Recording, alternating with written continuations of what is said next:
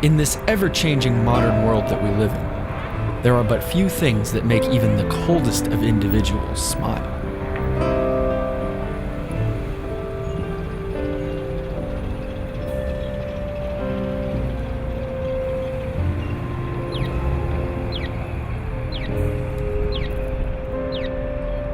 Cultural phenomena come and go, but one icon has withstood the test of time and remains one of the most recognizable symbols of happiness, friendship, and goodwill towards others: the smiley face.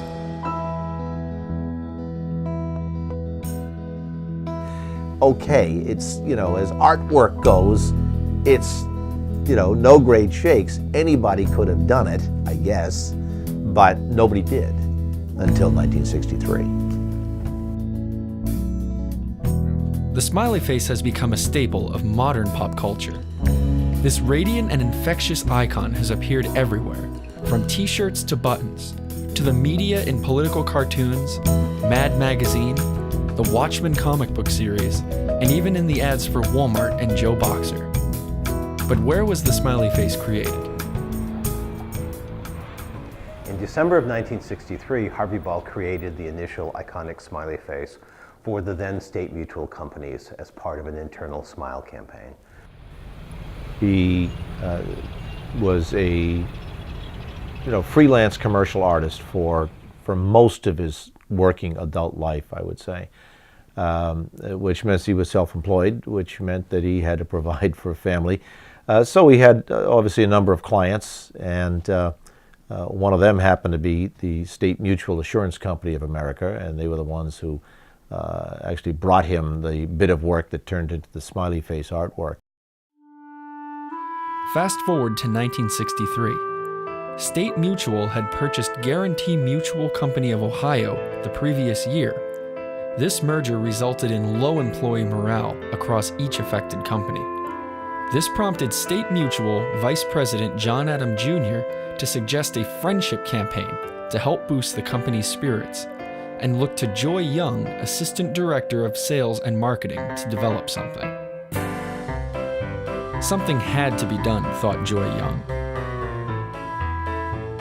Young turned to local freelance artist Harvey Ball to create a little smile to be used on buttons and posters. Harvey Ball's smiley face is the original. It's the iconic smiley face, and it has three characteristics that separate it from the others. The eyes are very different than what you might see typically today. They're narrow and vertical, one is larger than the other.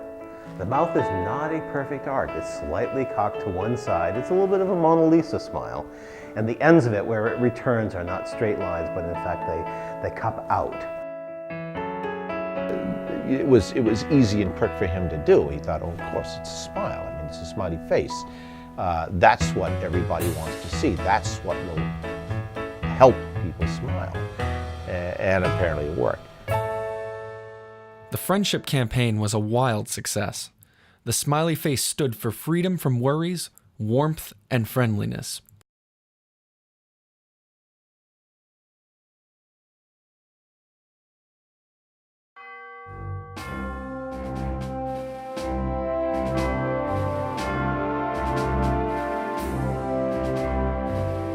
Much of what he thought and did in his life, I think, was fashioned by his service in World War II.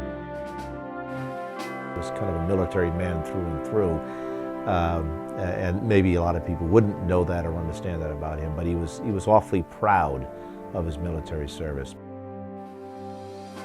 Because after he came out of the Army in World War II, he then almost immediately joined the National Guard, and he stayed in the National Guard for almost 30 years, and left there, retired as a brigadier general in the National Guard, and that actually was a very big part of his life.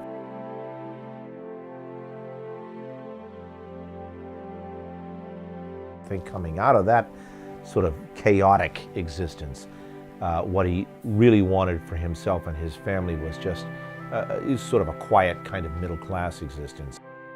I know that he always felt that he was extremely lucky to be able to provide that sort of existence and opportunity for his family.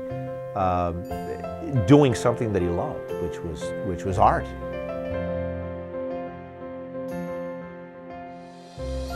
I'm Harvey Ball, creator of the world-famous smiley face. It's all about Worcester, and this is the birthplace of creativity and enterprise and innovation. That moment in time, relatively insignificant and internal to one business, that in the last 30 years has become an international icon. It's the story of success. It's the unknown realization of creativity, or the realization of an initially unknown creative moment that becomes a spark that goes on forever.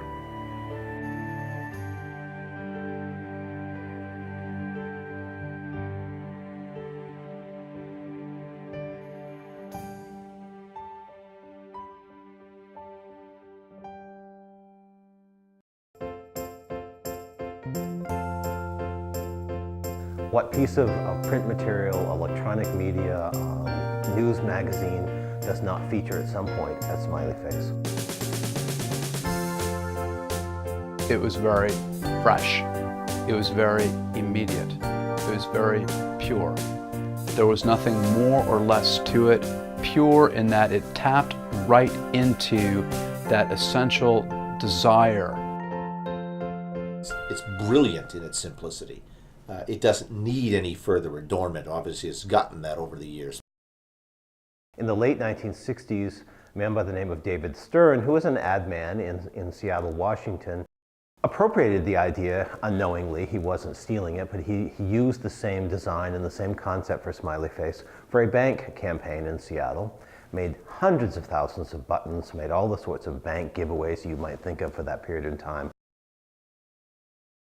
In the 1970s, the Spain brothers, Bernard and Murray Spain, in Philadelphia, had a card store, and they simply seized on the idea and modified the design a little bit and applied it to everything imaginable, from cards to cookie jars to watches, and those were all in partnership with other advertisers and manufacturers and distributors. So the smiley face starts in Worcester in a small way internally at State Mutual, but it's not until the mid-1970s that it became the international phenomenon that we know it today. I think Harvey was surprised when smiley face began to sort of take the country by storm, particularly with the first cartoon that appeared in the New Yorker. I remember him telling me more than once that, they're finally paying attention to my smile. They're finally noticing my smile. He knew that, and he was able to observe, that over really literally decades, that this thing just kept circling the globe, and it really was the international symbol now of goodwill and good cheer and happiness. He was very proud of that legacy. He understood as he got much older that in fact was his legacy. I think his sense of the value of smiley face to the world is reflected in his creation of World Smile Day. It's simple. Do an act of kindness and help one person smile. The world will be a better place thanks to you. When you see a smiley face, it means really only one thing. A smiling face just reflects what is inside of every one of us. It means something good. It means something positive. It means something cheery. It's something happy. And it's all just now part of who we are.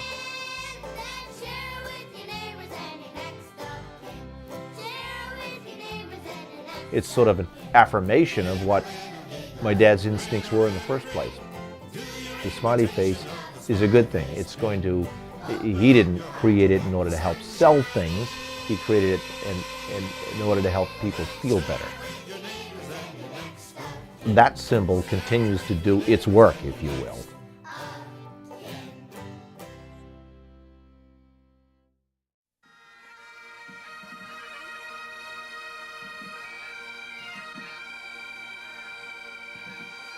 Sadly, Harvey Ball passed away on April 12, 2001. He was 79. He is survived by his wife Winifred, along with 3 sons and a granddaughter, with a number of grandchildren and great-grandchildren. Harvey will be forever remembered for his contribution to American pop culture, the Smiley Face, the World Smile Organization, and World Smile Day. each of which live on in his legacy. He was a real deal. He was a humble guy, a regular guy, happy just to be able to make a living at his artwork.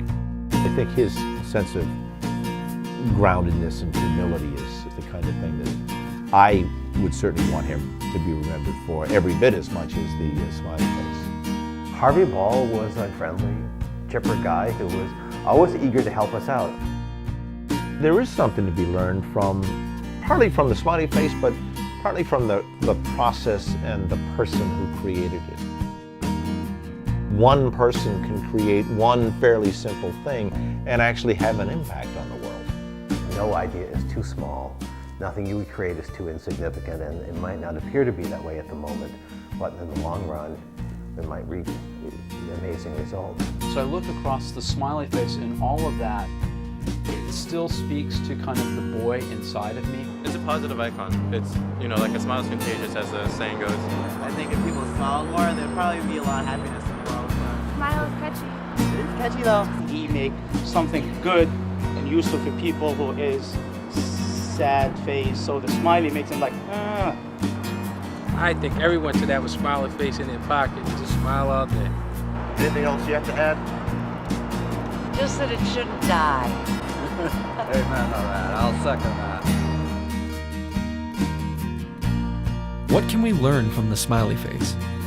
Harvey Ball believed in the power of a smile, or that of a kind act, and how each of us has the ability, no matter how small, to change the world. Perhaps if we all smiled a little more, then maybe the world would follow.